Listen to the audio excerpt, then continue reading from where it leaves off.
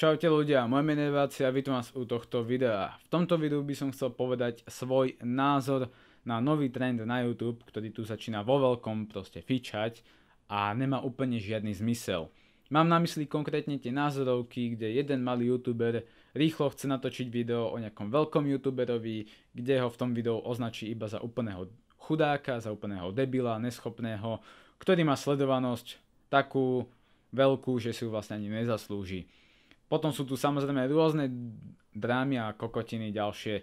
No a proste máme z toho nový trend, všetci to točia a všetci proste získavajú na tom subscriberov aj videnia.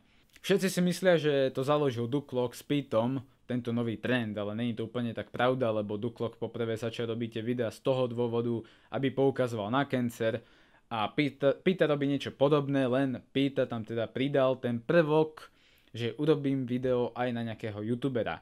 Na základe vlastne jeho príkladu, toho jedného videa, sa objavili ďalší youtuberi, ktorí proste si povedali, že to bude fungovať, keď budem hejtovať nejakého väčšieho youtubera. Ako to funguje asi? Funguje to takým spôsobom, že natočíte video, najlepšie na takého youtubera, ktorý má veľký fanbase, ale aj veľkú hejterskú základňu, no a tým, že ho tam zhejtujete, tak tí hejteri sa potešia, že niekto ako vy existujete a pôjdu vám dať odbere, lebo ste ho zhejtovali. Je to úplne podľa mňa o ničom si vytvoriť sledovanosť iba na tom, že vytvárate nejaké názorovky na niekoho, kde vlastne trepete nejaké svoje pseudonázory. No ale ja to vlastne robím teraz tiež, takže som si asi tak trochu nasral do huby. Nevadí. Neviem, čo je ťažké na tom si proste sadnúť na stoličku, dať si kameru, mikrofón pred seba a začať proste iba o niekom hovoriť, aký je debil.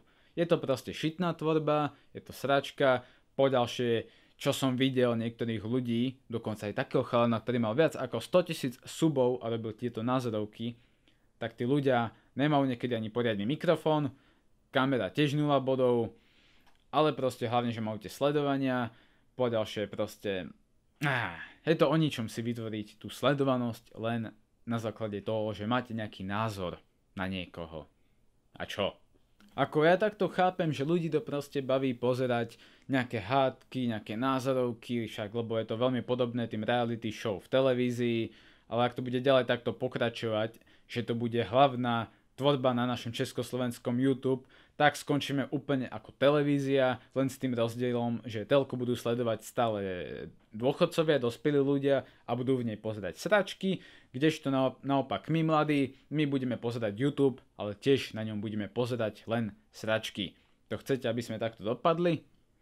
Ako keby nám nestačili sakra myšové šilenosti, ktoré sú proste taký cancer, ty kokos, že aj keď tu 10 youtuberov proste začne robiť neviem aký kvalitný content, ktorý by nás priblížil, čo ja viem, o rok bližšie ku zahraničiu, lebo my sme asi tak 3 roky pozadu podľa mňa, ale viete, tá ich tvorba by nás možno posunula o 1 rok bližšie, ale myšové šilenosti nás posunuli o ďalších 5 rokov dozadu.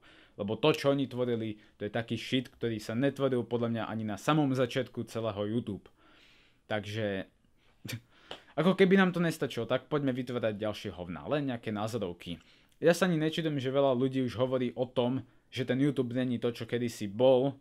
Ako takto, vždycky tu boli drámy, hej, vždycky tu boli nejaké názory, ale nebolo to v takom množstve. A poďalšie vytváralo sa tu aspoň niečo normálnejšie a tí youtuberi sa keď tak už pretikali v tom, kto natočí niečo kvalitnejšie alebo niečo zábavnejšie. A ne v tom, kto viackrát povie slovo piča, kokot, v jednom videu. Takže tento trend je strašná hovadina, je podľa mňa dosť o ničom si založiť svoju sledovanosť, svoj fanbase iba na základe toho, že ste proste niekoho označovali nejako. Je to proste o ničom a keď už strašne, ale strašne chcete dokázať, že ste lepší než tí veľkí youtuberi, tak kopnite do vrtule a natočte niečo lepšie. Niečo tak dobré, že to bude o úroveň aj o 2 úrovne vyššie než to, čo tvoria tí veľkí youtuberi. Takže iba takto poviem na záver. Dúfam, že tento trend skončí čo najrýchlejšie. Myslím tie hejtovačky. Komentári z videa pre mňa nech ostanú. Keď to vie človek robiť dobre, tak naozaj sa dá na tom zabaviť. Ale tie hejtovačky nezmyselné, proste nech to skončí. Je to o ničom. A radšej sa poďme pretikať v tom, kto natočí lepšie video.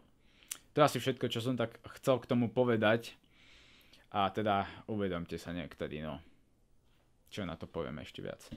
No dobre, majte sa teda pekne. Kľudne mi napíšte váš názor do komentáru, čo si myslíte o tomto novom trende. No a ak sa vám toto videíko páčilo, tak hej, like, subscribe a ešte som vďačný za každú zobrazenú reklamu, aj keď ešte vlastne nemám spoplatnený YouTube. Nevadí, však jedného dňa hádam bude mať. Dobre, majte sa teda pekne a čaute. Bože Váci, ty chceš mať spoplatnené videá? Však ty kým splníš minimálne požiadavky na partnership, tak prejde 10 rokov, ty vole.